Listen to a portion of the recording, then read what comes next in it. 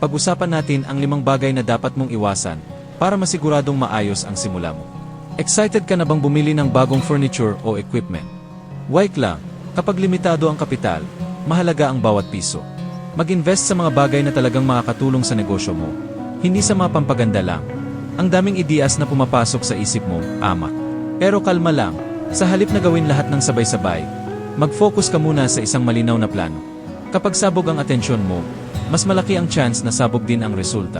Gusto mo bang sure na hindi ka maubusan ng stock? Okay yan, pero huwag kang bibili ng sobra agad. Mas mabuti na mag-restock kaysa matambakan ng hindi nabebenta. Test the waters muna.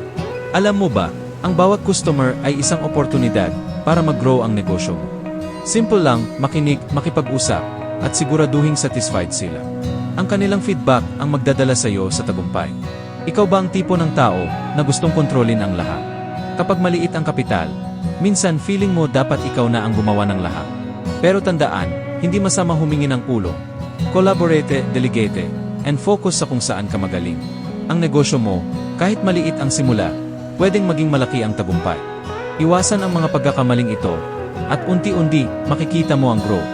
Dream big, start smart, and always remember, every decision counts.